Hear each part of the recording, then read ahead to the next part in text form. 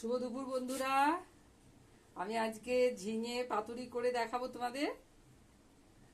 তো এই রেসিপিটার জন্য প্রথমে আমি ঝিঙেগুলোকে কেটে নিয়েছি, দুদিকে ছোট ছোট করে পিস পিস করে কেটে দুদিকে অল্প অল্প করে মানে ফেলে দিয়েছি আর কি। তারপরে হালকা করে ভেজে নিলাম, দুদিকে ভেজে নিয়েছি, ঢাকা দিয়ে দিয়ে একটু ভেজে নিলাম। আর এবারে আমি কড়াই তেল গরম হয়ে গেছে, এখানে আমি দিচ্ছি কালো জিরে আর শুকনো লঙ্কা ফোড়ন দিলাম।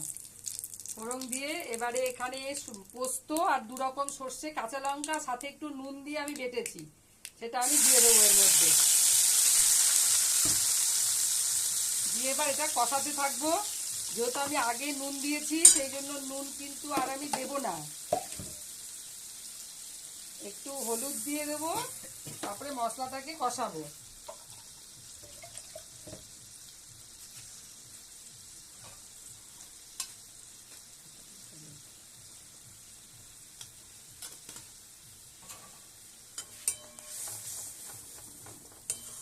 মশলাটা কষাবো, কষানো হলে তারপরে আমার মশলা কষানো হয়ে গেছে। এবার আমি এই ঝিঙেগুলো যেগুলো ভেজে রেখেছিলাম এগুলো আমি দিয়ে দিচ্ছি,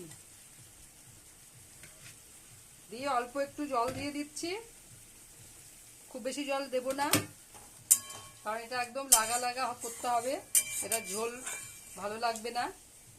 তো বন্ধুরা তোমরা সবাই করে দেখবে, খেয়ে দেখবে কেমন লাগে, আমাকে তখন বলবে, কারণ এটা দিয়ে এক থালা ভাত খাওয়া হয়ে যাবে, আর কিছুই লাগবে না।